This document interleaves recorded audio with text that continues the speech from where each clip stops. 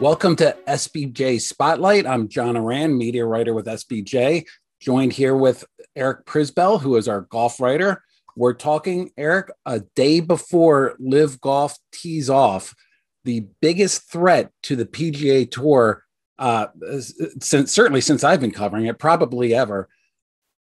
The build up to where we are right now, before they've even taken a shot, Eric, how would you grade what Liv has been able to do? Well, I mean, John, they've certainly generated a lot of interest, a lot of attention, a lot of curiosity, and I think just because of that element, you're going to have people following it just from a curiosity standpoint. Hey, I even watched the XFL 2 years ago, but can that be maintained? That's the question, and people are going to want to see, hey, what does Phil Mickelson say? How does he play? So initially, I think they've done what they wanted to do. And in addition to that, the press conference the other day, following the tweets there, you have a moderator who was kind of heavy-handed, cutting off questions about, how do you feel about taking blood money, from a oppressive regime, that's responsible for the murder of Washington Post journalist Jamal Khashoggi and many other human rights violations. So they are going to control this situation as much as they can. And look, let's face it, they got the big fish. They wanted Phil Mickelson. There was a lot of drama whether he was going to play or not. They got him. They got Dustin Johnson. He's really the only other headliner. Other than that, I think you got like Over the Hill gang. You got a past its prime gang. So I don't know if the interest will be maintained, but right now it certainly exists and it's occupying a lot of headlines. Well, we woke up this morning where Bryson DeChambeau. Reports are that he's heading over. Patrick Reed, reports are that he's headed over.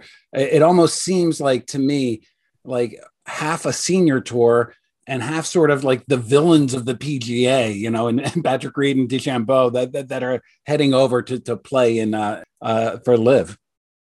Absolutely. No Jordan Spieth, no Rory McIlroy. I mean, those are really household names, and obviously no Tiger Woods. Whatever amount of money they threw at him, God knows how much that was. Tiger said no. And my former colleague, the great Tony Kornheiser, always says, Tiger Woods does not move the needle. Tiger Woods is the needle in golf. And the PGA Tour breathing a sigh of relief that at least at this point, Tiger's not headed over there. But, I thought it was huge yesterday when the USGA said, yeah, come one, come all. Come to our event next week, play in the US Open.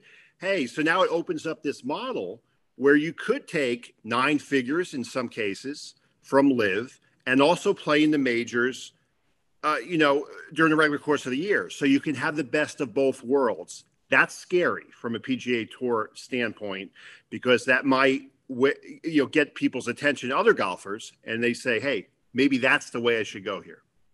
How is a PGA Tour going to respond? They've been relatively silent so far, but I know at the end of this week they're supposed to come out with their sanctions on this. What are you hearing? Exactly, John. I've talked to multiple individuals familiar with the PGA Tour's thinking on this and how they plan to respond. And Jay Monahan's going to have some comments. It remains to be seen what he says, but he's certainly not backing off the threats that he's made, that there will be sanctions imposed on the golfers who play in this event. And those, based on my reporting, are expected to be imposed as early as Thursday once they begin teeing off in the Live event in London. Now, that could range from anything from an indefinite suspension, perhaps up until a lifetime ban in some cases. I'm not quite sure that they're going to go that far yet. And from my understanding, it depends on a lot of different factors, including what the golfers say, how many events they play in, how this will play out. There's still a lot of variables at play. But I think the PGA Tour, at least in my view, lost a lot of leverage when the USGA said, hey, come to our event next week at the US Open and play, because it gives golfers a real option to sort of double dip here. Yeah, what I'm really going to be looking for is the US Open. And when these players come and tee it up on the US Open, what is the reception going to be? Because right now, from the press reports that I've seen and from what people have been saying, there's good versus evil, and the Live Tour is being painted as evil, like as a reception. These are people that aren't used to getting booed, aren't used to getting catcalled during a round of golf, and that's going to be fascinating to me. That's the story. There's no question about it. How will they answer those questions? Those questions will not go away. And I've thought about this a lot, John. And, I keep saying to myself, how realistic is it that we expect golfers of all people to be on their moral high horse and be the ones to say, I'm not going to take this blood money, even though it's 9 figures in some cases, to play in this event.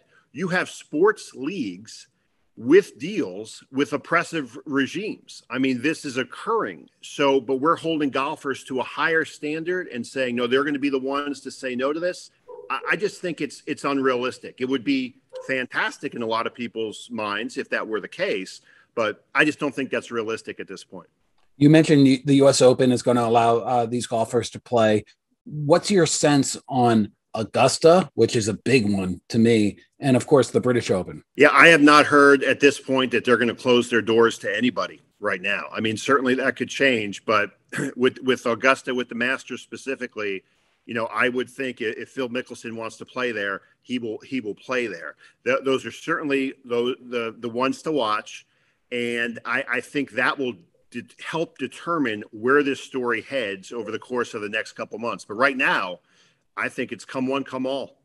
All right. So Liv has seemingly a bottomless pocket of dollars that they can continue to put into this, which is good because right now there is virtually no sponsorship that I know of. And look, I'm the media writer. The media deals have not happened.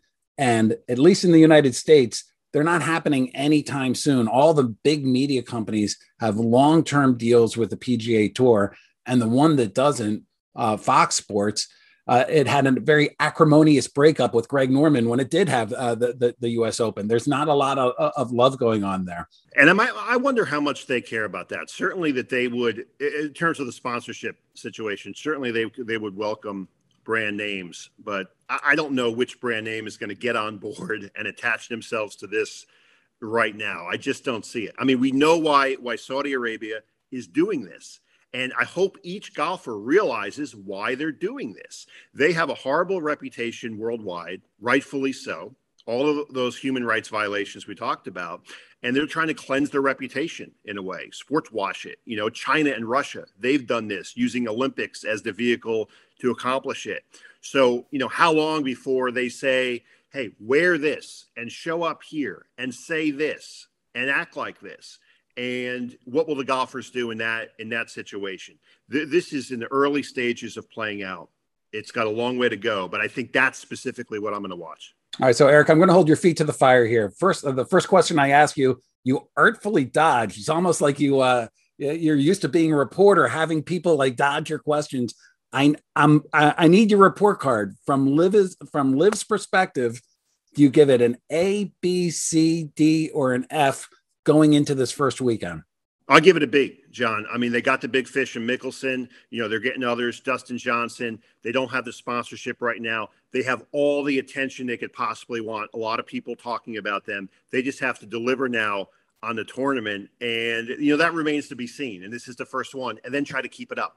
And then try to maintain that interest as we move forward through the 8 events. I largely agree with you. I'll probably I was going to do a C plus, maybe a B minus on that, just because I think that they did get some big names, but they generally got most of the names they wanted. From the PGA Tour perspective, what's the grade?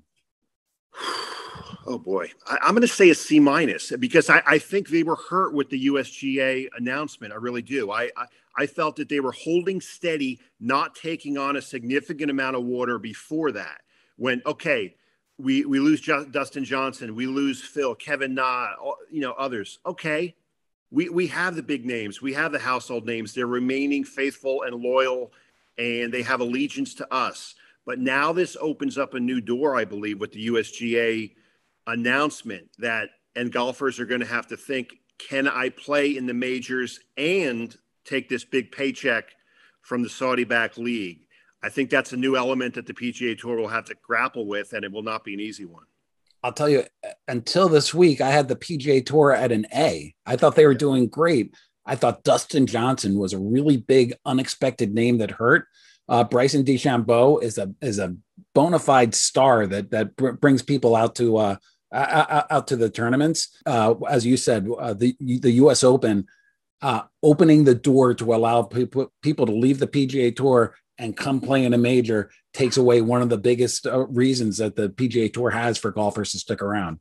No doubt that is the biggest game-changing announcement, I believe, to date, and we'll have to watch what the ramifications are. Well, Eric, I'm a little bit jealous of you as the golf writer. This is the biggest story in sports, in my opinion, right now, in sports business, certainly. What happens with LIV, how it goes forward, something that I know you're going to be reporting on very, very heavily day by day. I certainly am going to be keeping my eyes on that as well from a media perspective, though, like I said, from a media perspective, it's sort of set. Thank you very much for joining us, and thank you for watching SBJ Spotlight.